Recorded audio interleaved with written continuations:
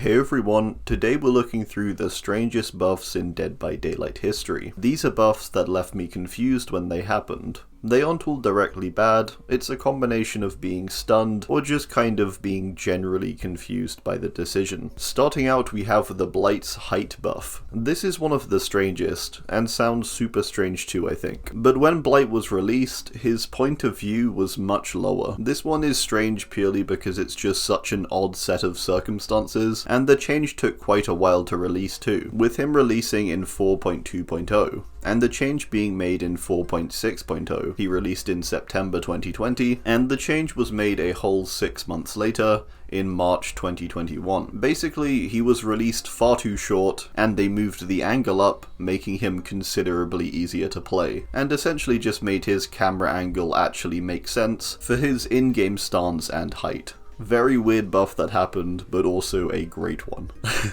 Judith's Tombstone buff is one I want to cover quickly. This one is a very simplistic one, and they changed to one of the already most broken add-ons in the game, Judith's Tombstone for the shape, which allows you to mori every survivor regardless of hook state when in tier 3. This received a buff in patch 5.3.0, where it had its 9% movement speed reduction removed from tier 1 and tier 2, and only occurring when the player hit tier 3, allowing the ability of the add-on to be far easier to activate. Yeah, I just think that's a very strange choice to buff it like this. Next, I want to cover the Clown rework. This is far more of a controversial choice, and I'm sure there will be disagreement over this, but this rework and buff felt like the most bizarre way to buff the Clown, and in my opinion did very little in the way of actually buffing him. The buff overall was good, I think. The stuff like making the reload time shorter, for example. My main issue with the buff was the addition of the yellow bottles. These things I really don't get. They take up the same bottle space as the pink bottles, take a longer time for the cloud to spawn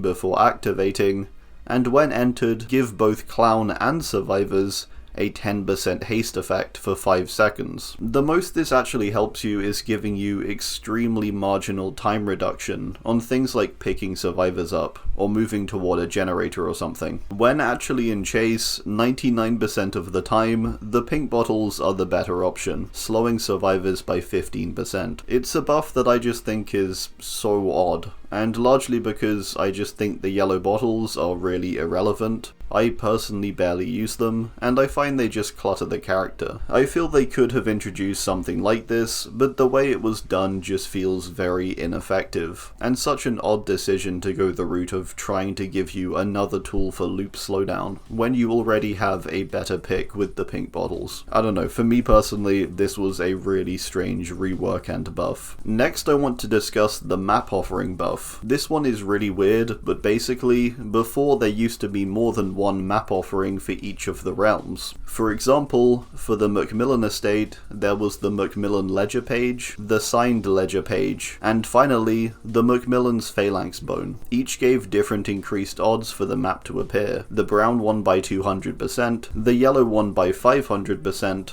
and the green by the maximum percent, according to the wiki, which is like 9,999%. Basically a guarantee. The brown and yellow versions of these add-ons were then removed in patch 1.8.0 in favor of only the green ones, which guaranteed the realm. This was technically a buff, I would argue, making less things available in the Blood Web, and the only map-related offerings being green ones, which would guarantee the realm. You were still able to use the offerings, however, if you had some stored up, all the way up till patch 6.1.0, when they made them not even playable anymore, which is kind of sad. The Calm Spirit buff occurred during the big 6.1.0 perk overhaul, where lots of perks were changed. Calm Spirit was a perk greatly in need of a change, or just attention of any kind, to be honest, after being in the game since the very beginning, but not being touched for the 6 years it had been out. In this patch, its abilities were widened, adding the ability of silent actions to the perk, with a downside of slower action speeds when doing so. Silently opening chests isn't really much of a buff, as if you're opening a chest, you're probably in an okay spot, with the killer likely not anywhere close by, meaning all you're doing is wasting 30% more time for an activity that is already wasting time, debatably. That also effectively extends too for the entire rework of the perk. All it really does is slow you down on activities where the goal is to be doing them as quickly as possible, as they're like side objectives. A 30% longer bless and cleanse is far from ideal for totems. Totem sounds are already very quiet, so the trade-off is hardly worth it. Even in a situation where the silence is needed and you're cleansing close to the killer, there's still a large chance they just physically check the totem anyway, invalidating the perk. The longer time taken to cleanse too gives them more time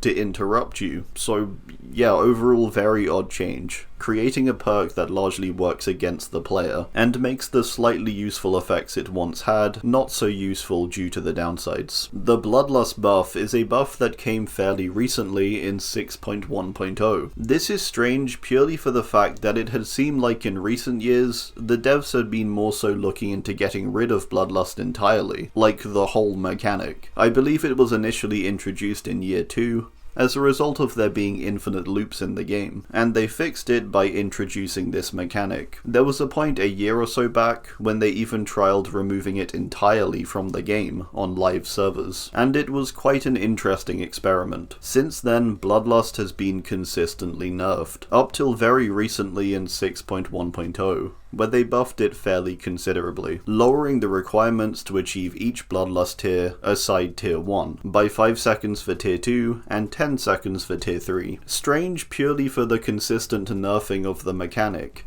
and the constant feel that it was close to being removed entirely from the game. The buff just kind of came out of nowhere, especially as in the same patch, things like Survivor's speed boosts after hits were reduced. So these two kind of work towards solving the same thing, I feel. The Hex Ruin rework is a buff that was really odd. Hex Ruin originally had a different kind of skill check. They were red, and when hit in the good section, a generator would regress by 5%. If hit in the great, the generator would not regress. This created lots of issues, and many struggled with the perk, with games often coming to a standstill because of the perk strength, particularly for newer players. In 3.5.0, it was then reworked into its far more familiar state, regressing when generators were released by survivors at a 200% rate of the normal regression. Why I find this rework strange is that they didn't really nerf the perk, or buff it debatably, with it changing entirely how the perk functioned. Overall, I would consider this a buff to the perk. Although it may not have seemed that way initially, I think most would agree that overall, the 200% ruin was the peak of the perk. So this buff was strange, I think, because of simply how much torque it caused.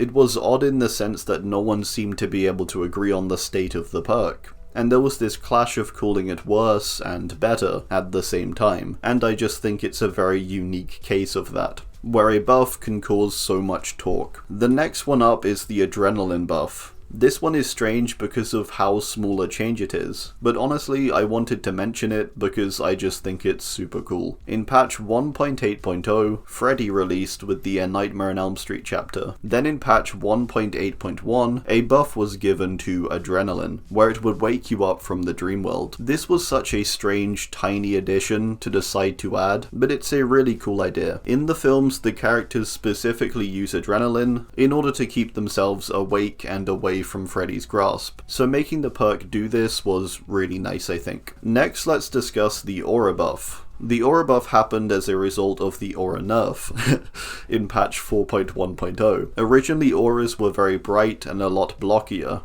being these full color blocks. In 4.1.0, new auras were trialed, and they were these weird skeletal auras that only outlined the thing they were highlighting, and looked super creepy, and actually quite in line with the vibe of Dead by Daylight. However, they did a horrible job at actually highlighting the thing they were trying to highlight. Commonly used perks perks like barbecue suddenly became really bad, as you could barely make out the survivors after hooking, with the aura being so incredibly faint. Behavior did a really good job though in this case, and reacted extremely quickly, releasing updated auras in 4.1.1, which I believe is how they are now, making the auras bulkier and brighter, but still retaining some of the cool skeletal look to them. The boil over buff is one I thought I should mention finally, as it was another one that was just a weird phenomenon. A perk that went from being debatably one of the weakest for survivors, to suddenly being the most broken thing in the game, and maybe one of the least fair things in the game's history. And this was fairly recently too. Boil over went from a perk that made it harder for killers to carry you, and harder to see hooks, to a perk that on some maps and areas could make it impossible for the killer to hook you. When carried, if you drop down from a height, you would instantly gain 25% wiggle progress, making spots on maps like Area of Crows and RPD almost guaranteed escapes. I seem to remember it had to be quickly patched by just removing hooks in certain areas due to how strong this perk was. It was a crazy time whilst it lasted.